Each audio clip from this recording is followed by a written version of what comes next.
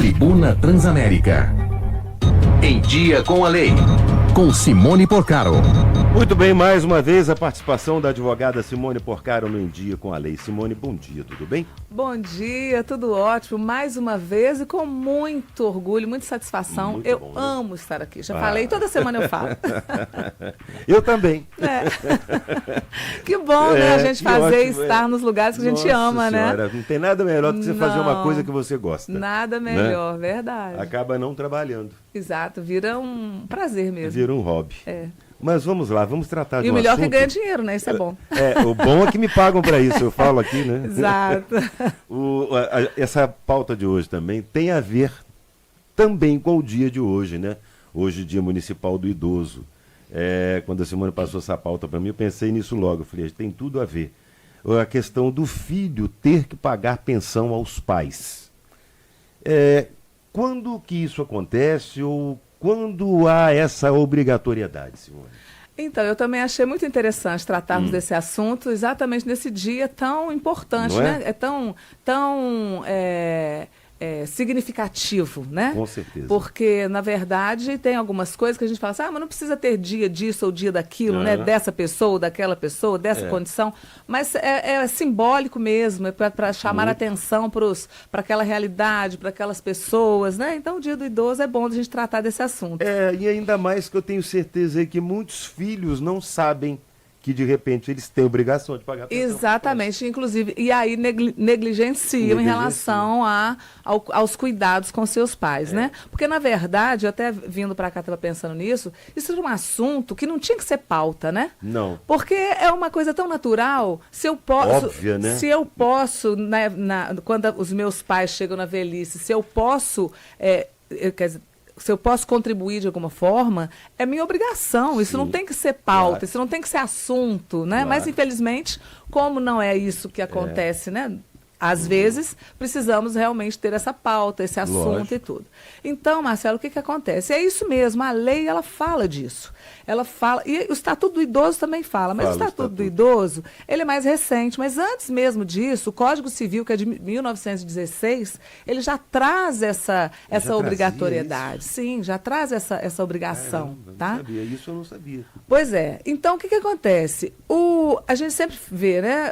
É comum que os pais devem pensar os filhos, até quando? E se não pagar, o que vai acontecer? Mas a gente não fala do inverso. E o inverso é obrigatório também.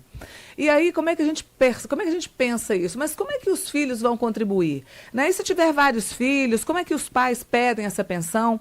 A pensão alimentícia devida pelos filhos aos pais, ela deve ser a todos os filhos.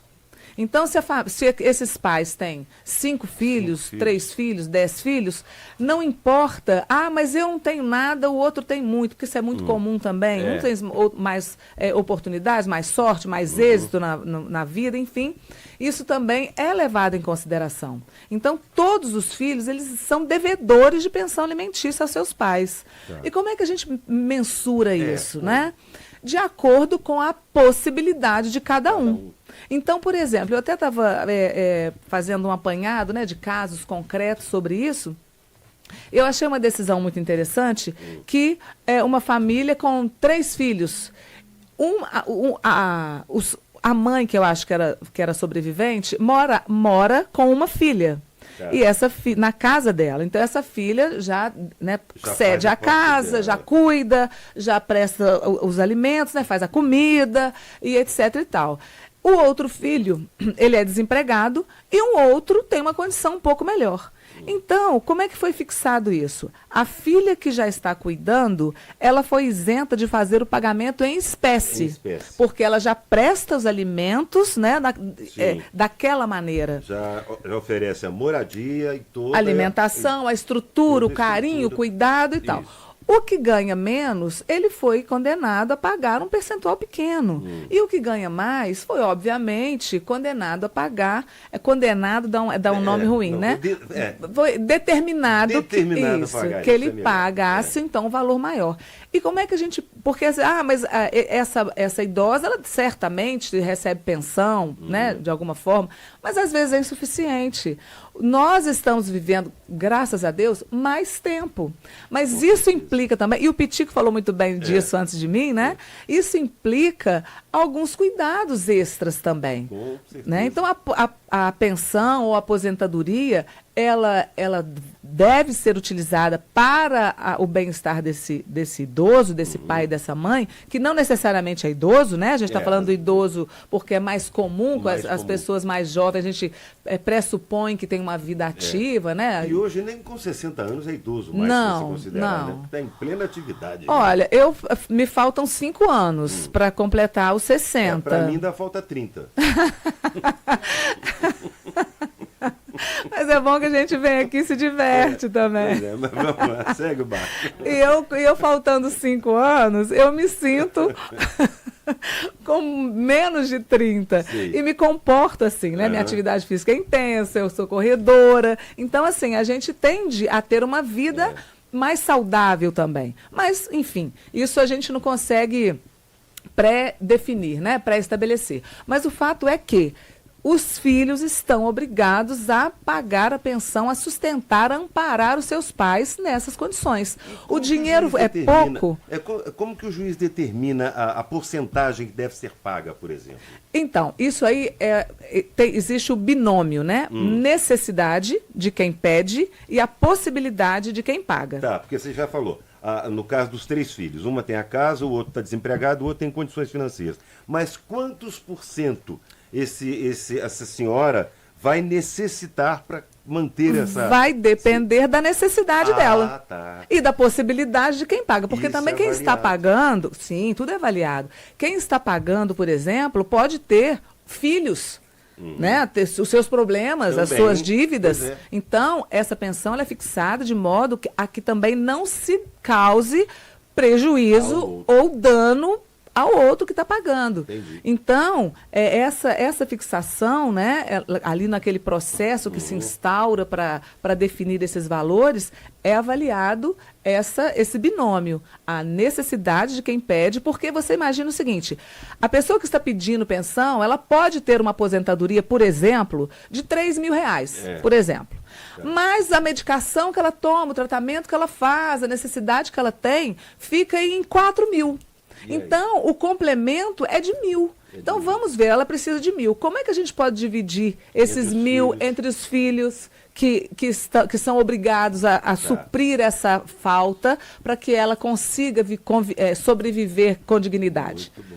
Né? Então, tem sempre essa avaliação. É legal isso, interessante.